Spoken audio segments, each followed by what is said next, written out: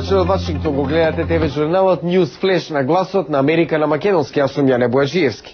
Американската влада се обидува да ја смири финансиската криза. Инвестираше 20 милиарди долари во банкарскиот гигант Citigroup, чии акции и нивната вредност минатата недела попаднаа за 60%. Потегот што владата го најави синоќа исто така вклучува и заштита од ненадејно голем губиток во рискантните заеми и хартии од вредност, подкрепени со стамбени кредити на компанијата, чија вредност изнесува 306 милиарди долари.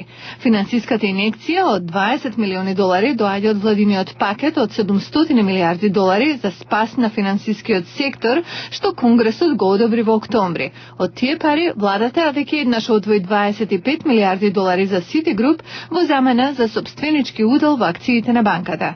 Citigroup има подружници во преку 100 земји. Финансиските аналитичари велат дека колапсот на оваа банка би нанел дополнителна штета во и онака нестабилната глобална економска ситуација. Новоизбраниот американски претседател Барак Обама денеска и формално ги представува номинациите за клучните позиции во неговиот економски тим. Тој најави дека пакетот за стимулирање на економијата ќе биде негов прв приоритет како претседател. Обама рече дека планот има намера да креира или задржи 2,5 милиони работни места до јануари 2011.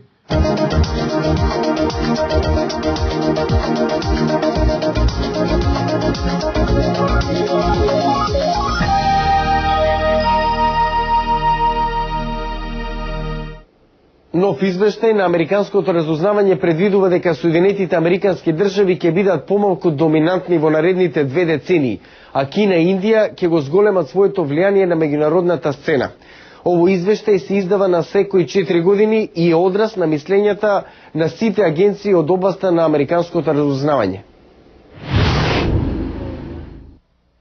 Агенциите предвидуваат Соединетите американски држави да останат главна економска и армиска сила, но влијанието да ја опадне во наредните 2 децении, исто како и доларот. Сугерираат глобално поместување на богатството и моќта од запад кон исток, со тоа што Кина и Индија би се приклучиле на САД во еден нов мултиполарен глобален поредок. Метју Буроуз е автор на извештајот. Очигледно ситуацијата се трансформира и навистина ќе нема некаков меѓународен систем. Разузнавачите гледаат можна понагласена улога и на Индонезија, Иран и Турција и неизвестност дали Кина и Русија ќе напреднат демократски. Буроус вели дека проблемите на Блискиот исток ќе продолжат поради нуклеарните амбиции на Иран, што би можело да доведе до трка во вооружувањето во регионот и поголем ризик за нестабилност и конфликт. Може не и пораст на тероризмот според извештајот, но влијанието на Ал-Каида треба да опадне поради се помалата поддршка во муслиманскиот свет. Терористите си наштетија самите себе си со буквално премногу насилство, од кое пропати недолжното цивилно муслиманско население. До 2025-та населението во светот ќе нарасне за 1 милиарда. Тоа и економскиот растеж ќе ги оптоварат залихите на храна, вода и енергија, а може да има и судири поради гориво, се наведува во извештајот. Покрај владите, деловните и верските организации, дури и криминалните мрежи, ќе влијаат на глобалното донесување на одлуки, наведуваат разузнавачите.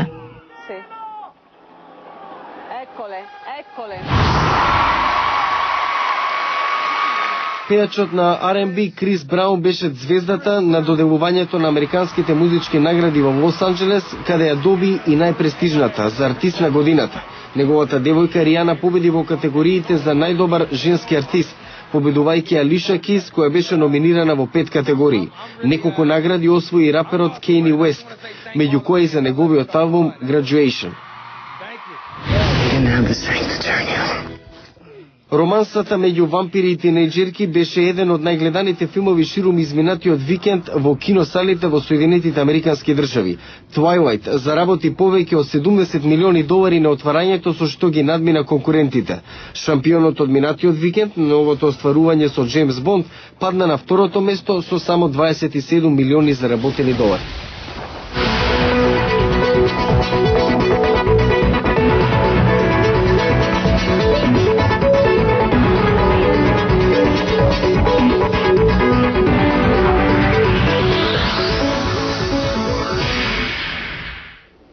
Во продолжение на News Flash, Роберт Егер бил собственик на клуб, но пред 20 години основал Народна кујна во главниот американски град. Кујната на оригинален начин ги помага и ги храни бездомните.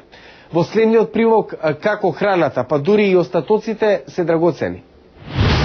Во оваа кујна во Вашингтон дневно минуваат 2 тона храна. Се подготвуваат околу 4500 оброци и се доставуваат до центри за бездомните, за зависници од дрога, за постари лица. Роберт Егер дошол на идеја да ја основа DC Централна кујна, кога како доброволец разнесувал храна за бездомните. Цел живот работам по ресторани. Таму фрламе доста неупотребена храна, добра храна, со неја може да се прехранат многу луѓе. Кујната готви јадење од неупотребено месо, зеленчук и други состојки, што секојдневно се собираат од рестораните, хотелите, болниците, универзитетите. Кујната дава и часови по готвење за невработени, бивши затвореници, постари лица кои бараат хонорар на работа.